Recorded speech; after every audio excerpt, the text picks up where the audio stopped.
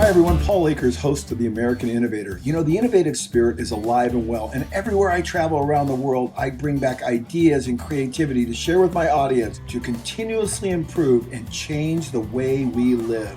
Welcome to the American Innovator. Hi everyone, I'm fresh in from traveling. It's about 9 o'clock at night. I just walked in the door. I just came back from Minneapolis from the Continuous Improvement Conference for the print industry, and I had a very unusual experience there. I might even say a life-changing experience. One of my favorite sayings is every 30 days, a significant opportunity passes in front of every human being. The question is, are you awake? Well, I had one of those experiences in Minneapolis today and last night. I met a man by the name of John Compton. He used to be a professor, and you're going to meet him right now, in New York, and he knew Dr. Deming. We went out to dinner last night, and I had the opportunity to just query him about his experience with Dr. Deming, because frankly, I don't know a lot about Dr. Deming other than I knew he was a great thinker and he had a profound impact on Toyota, the Japanese, and continuous improvement, which I espouse. But the inner workings of Dr. Deming, I didn't know a lot about. So I had this very unique opportunity to actually speak with someone, converse with someone who knew Dr. Deming and had experienced him firsthand. So what I did is I simply took out my iPhone and held it very still. I just came off the stage after speaking as the keynote speaker there. And I just wanted to capture what John had told me the night before. And we'd continued the conversation after I'd spoke about his knowledge and what he'd learned from Dr. Deming. I said, you know what, I've got to capture this. And so I did. And I hope you enjoyed this as much as I enjoyed recording it, because it is really once in a lifetime to be able to hear what you're going to hear right now from John Compton. So enjoy this week's American Innovator. It's like none other. So John, introduce yourself and tell us who you are. I'm John Compton. I'm Professor Emeritus from the Rochester Institute of Technology. I'm retired at this point. I do some consulting for the Printing Industries of America. I'm the conference consultant for this conference that Paul's just spoken at. And so you had experience with Dr. Deming. You knew him. You met him. I did. While I was at RIT on the faculty, Dr. Deming was an adjunct faculty during the summertime, would teach statistical sampling courses for us, and got to know him there. And then later on, through my contact with him, I assisted at a couple of his 4-day courses in Washington, D.C., and was fortunate enough to be able to several times hear him and learn from him. And one of the things you've said to me, because I spent the evening with you at dinner, I've just been blown away by listening to you, incidentally, but one of the things you said was that Dr. Deming was really talking about a philosophy of leadership and management, and you gave me a couple of his key quotes that he said. Go ahead and tell me those quotes.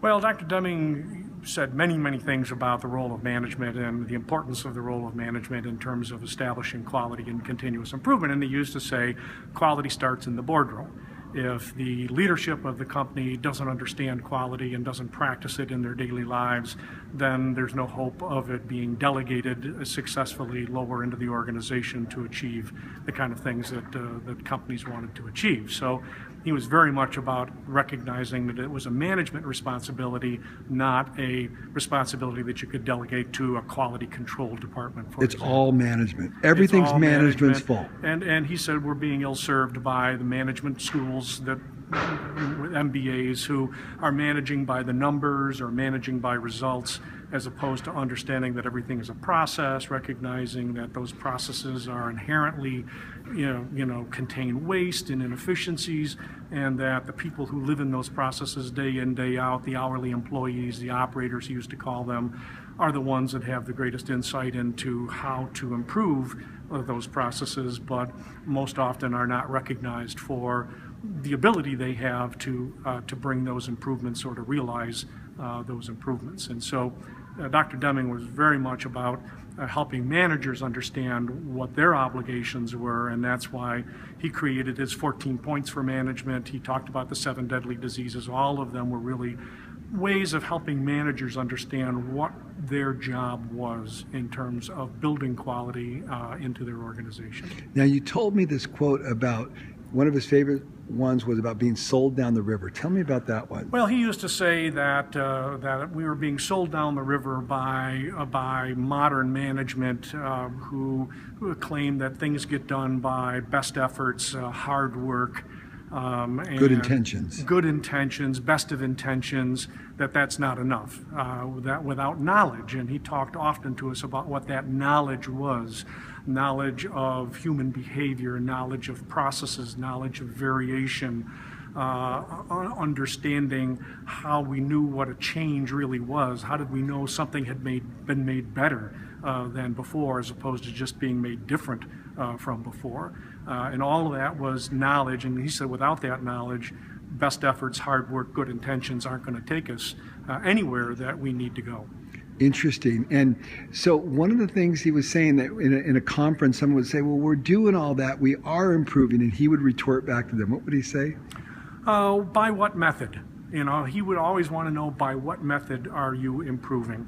Because if it was simply, hard work, best intentions, that wasn't going to be enough. There had to be knowledge of processes, knowledge of improvement strategies that people were taught and were expected to use and were rewarded for using. And it was a deliberate effort. It was a very deliberate effort and led by top management. Again, he would come back to that issue that all of this knowledge needs to be understood by senior management, but they need to be the ones that were teaching it and leading it by example.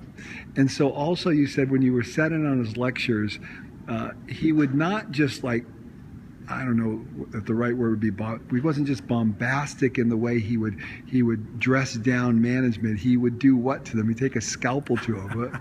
Yes, yeah. He was renowned for his ability to just tear modern management of the companies that were paying big dollars to come and hear him speak. And he was just brutal with them, but in a way that was like almost a surgeon using a scalpel. It wasn't somebody taking an axe.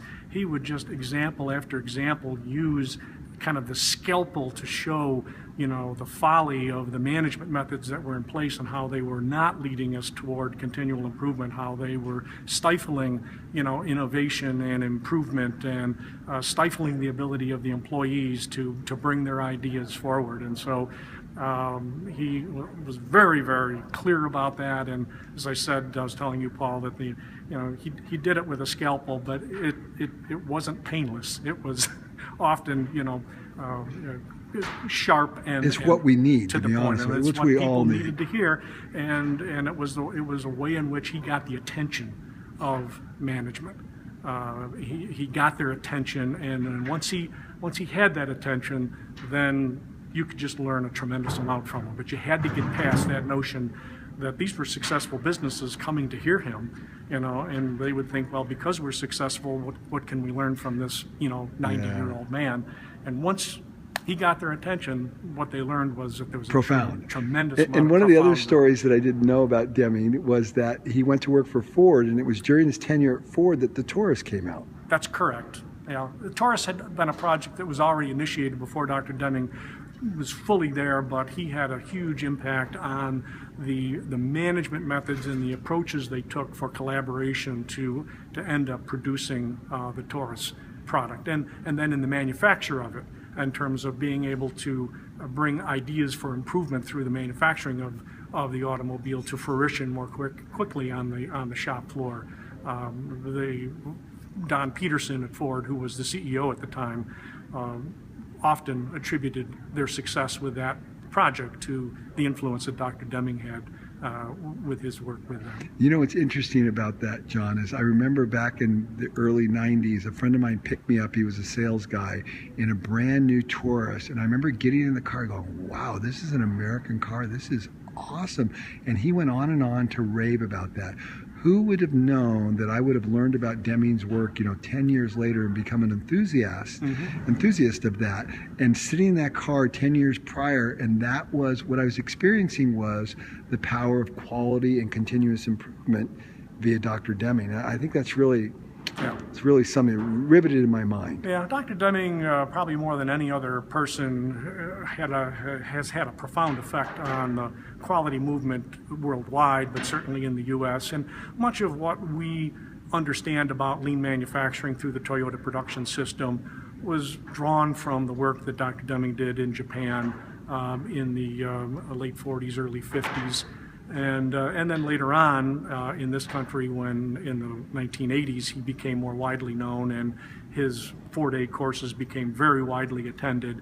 And much of what you hear about with lean today, and particularly, Paul, the kind of things that you're talking about, which is, how do we tap in, how does management tap into the tremendous abilities that our employees have? Those were all concepts very near and dear to Dr. Deming's heart and to the nature of his teaching. Mm-hmm. So I can see Deming's work reflected in a lot of what you've shared with us here today, and a lot of what is in lean manufacturing from the standpoint of creating a culture and the role of management in making that happen, and the fact that it's more about people than it is about tools and techniques. That's incredible. And if there was really a message that Dr. Deming had brought to us, I think that's really it, and I think that's the message that most of the companies and senior managers who want to hear him, whom he cut up so brutally, that's kind of the message they took back, was how do I manage differently in a way that I can tap into the power that our people have. Last night we were sitting at dinner, I felt so fortunate to be able to know you and meet you and hear your experiences secondhand about Deming, because I never knew anything. I don't know a lot about him other than he was a great man and he had a great influence on what I'm espousing. But to meet somebody who knew him firsthand, to kind of hear that information, it was really fascinating. Dr. Deming had a profound effect on just about anybody who met him and had any dealings with him. There used to be a Deming users group. There's the Deming Institute. There's folks who are still very active in understanding more about his teaching, more about what he meant with profound knowledge, and exploring all of that and discussing it in the context of what's going on today. And many of those folks are people who had the opportunity to work with Dr. Deming and hear Dr. Deming directly. And so his work has had a profound impact on quality worldwide, and certainly on the lean movement to a great extent. Tell me about, I have 2 more questions for you. What about profound knowledge? What does that mean? Well, in the latter part of his life, probably the last 6 years of his life, Dr. Deming began teaching us about what he called profound knowledge, which was knowledge that he said all managers need to understand, to have in order to manage effectively for quality and for continuous improvement. And the 4 parts, from kind of paraphrasing them now, the 4 parts are knowledge of systems, that you have to understand that a business is like a system, or an operation is like a system which has a series of parts and subparts, each of which doesn't exist on its own for its own purpose, but need to work together to create support the goal and achieve the goal of the system. So understanding and knowledge of systems was one of the core pieces of what he called profound knowledge. The second piece he talked about was knowledge of variation. All processes, all operations have variation. Variation is the enemy of quality. As variation increases, quality decreases. As variation increases, costs increase. And so he was very much, of course, his whole background was in applied statistics, but he was very much about helping us understand the role that variation played in our businesses and how we needed to understand it and to control it and ultimately to reduce it. So knowledge of variation, an understanding of variation, was the second part. The third part was knowledge of psychology.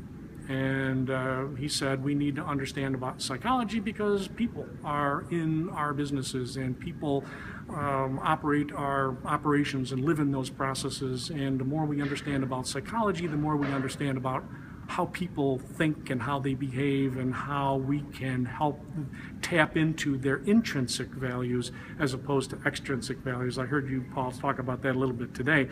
Another very powerful part of Dr. Deming's message, and he talked about it all the time, was the difference between intrinsic and extrinsic motivation. He gave many examples, all the way from little school children receiving stars on their paper as kind of an extrinsic motivator to, pay for performance and merit pay and all of that.